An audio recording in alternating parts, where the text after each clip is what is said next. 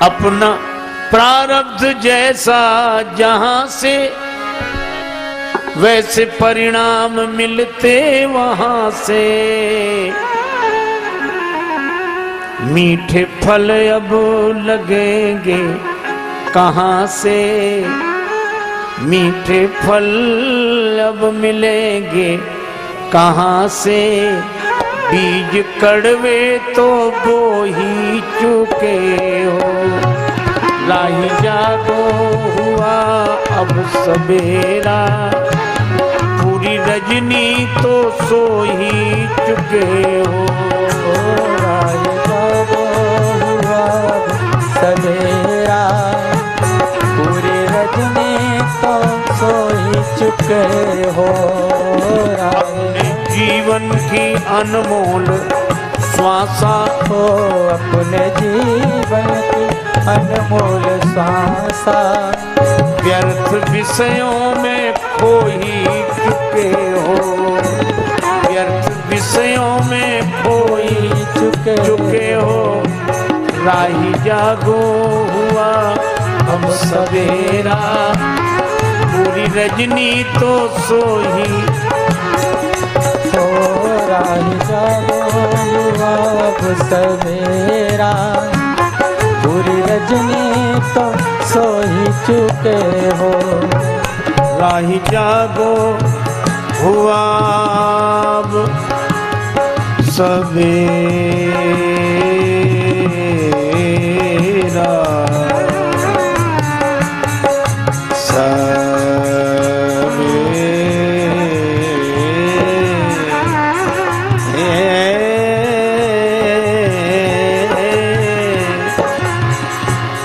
राही जागो हुआ अब सवेरा। पूरी रजनी तो सो ही चुके हो, राही जागो हुआ अब सवेरा। पूरी रजनी तो सो ही चुके हो। राही जागो मांगता ही रहा भोग भिक्षा।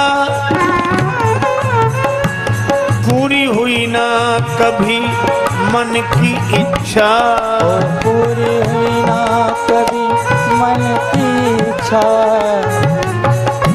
भूल कर संत सद्गुरु की शिक्षा, भूल कर संत सद्गुरु की इच्छा। सैकड़ों बार रो ही चुके हो, सैकड़ों बार रो ही चुके हो। राही जागो हुआ अब सवेरा। पूरी रजनी तो सो ही चुके हो, राही जागो हुआ अब सवेरा। पूरी रजनी तो सो ही चुके हो।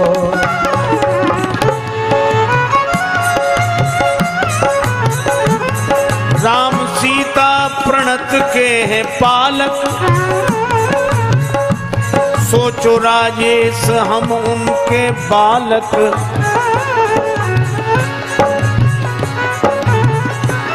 बन के बेकार, बन के बेकार, बन के बेकार, बन के बेकार दुनिया में मालिक। बन के बेकार दुनिया में मालिक। व्यर्थ का बोझ ढो ही चुके हो, बन के बेकार काहे के मालिक। व्यर्थ का बोझ ढो ही चुके हो। राही जागो हुआ अब सवेरा। पूरी रजनी तो सो ही चुके हो। राही जागो कर्म का अंत नहीं। देखो कितना अद्भुत है। कामना, कामना से कर्म, कर्म से फल। न कभी कामना रुकती है, न कभी कर्म रुकता है, न कभी फल रुकता है।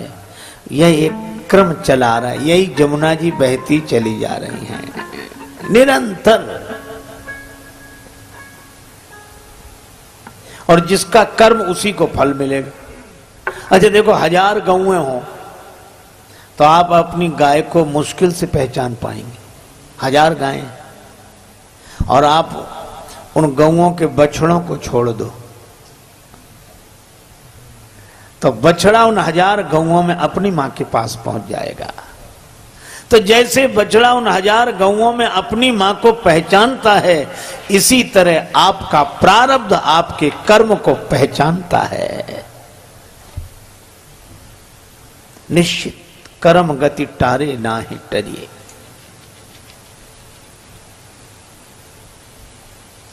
अच्छा भैया, एक जगह अखबार में खबर छपी, राम स्वरूप ने चोरी की, फलस्वरूप पकड़े गए। सो दूसरा आदमी बड़ा बोले, क्या जमाना आया, कोई चोरी करे किसी को पकड़ते हैं, चोरी राम स्वरूप ने की तो फलस्वरूप को क्यों पकड़ा।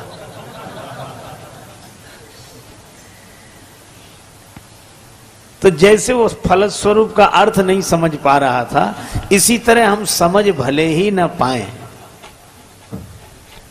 पर कर्म हमारा, भोग हमारा, और इस धारा में हम निरंतर बहते जाते हैं। लेकिन क्या बचने का कोई उपाय है? प्रश्न यह है,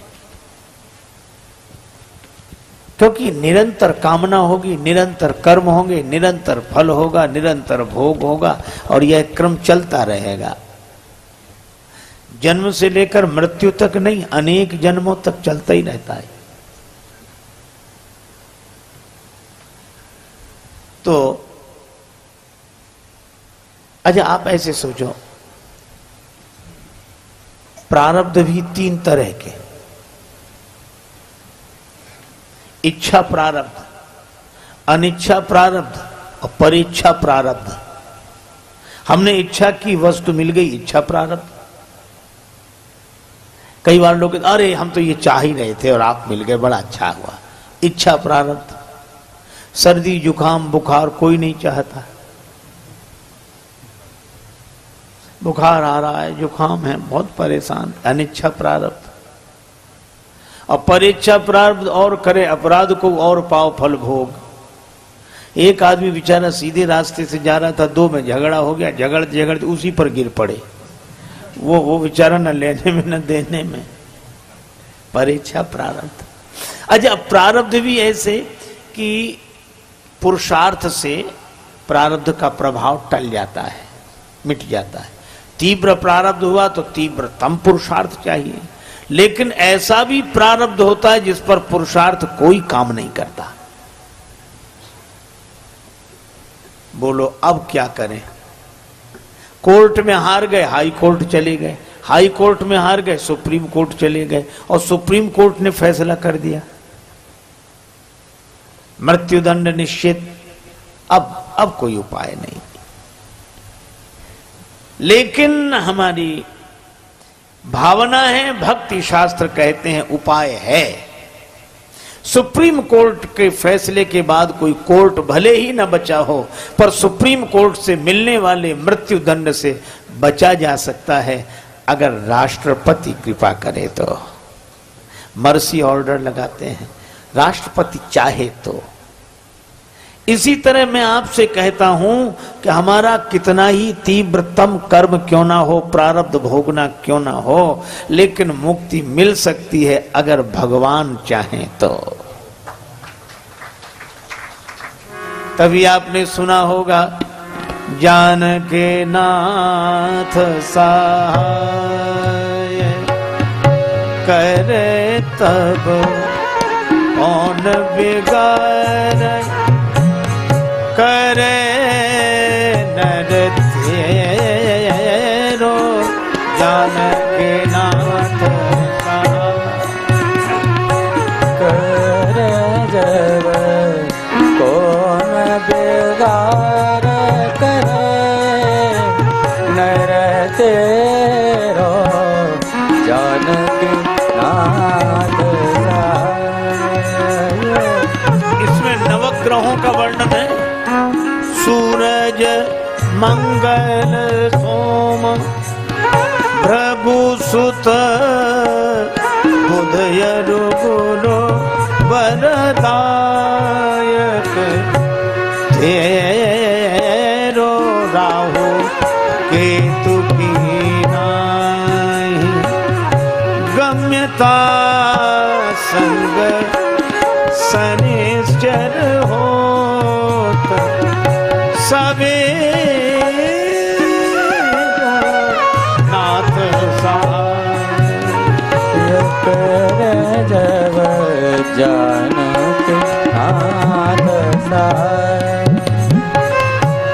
करे जब जानक नाथ कौन बिगाड़ करे नर तेरो जानकी नाथ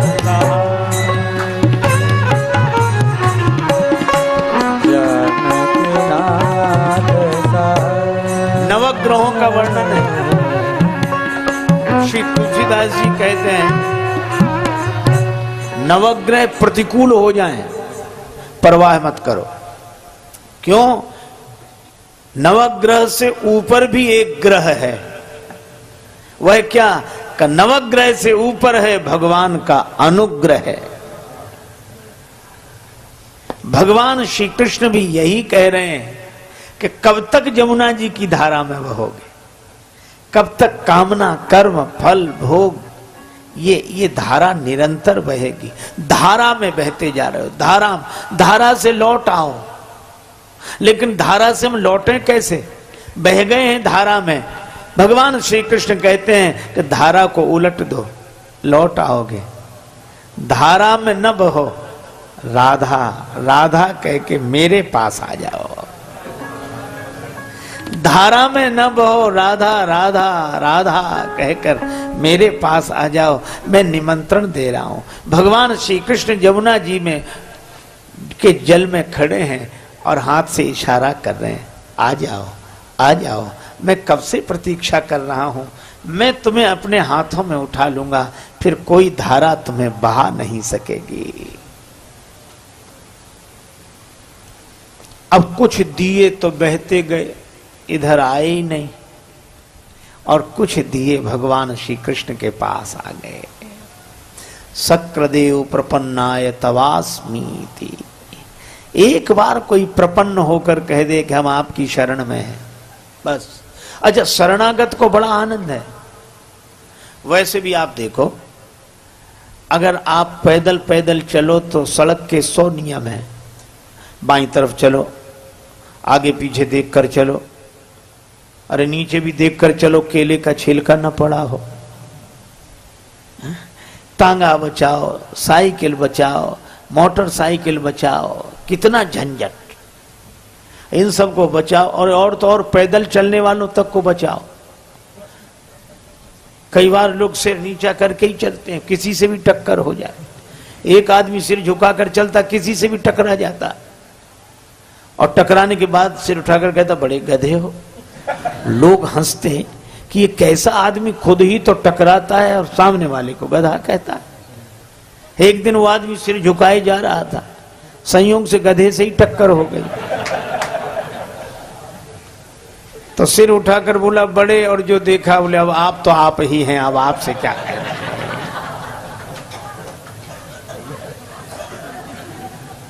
अरे इतनी समस्या, नीचे देखो तो देखो, ऊपर देखो। कुछ लोग बड़े विचित्र होते हैं। एक आदमी पैदल पैदल जा रहा था, दूसरा आदमी छत पर था, बिना देखे ही पीक चला दी, उस बेचारे के सिर पे गिरी। तो उसने हाथ जोड़कर कहा कि भाई साहब नीचे देखकर नहीं थूक सकते? तो वो क्या बोला कि तुम ऊपर देखकर क्यों नहीं चलते?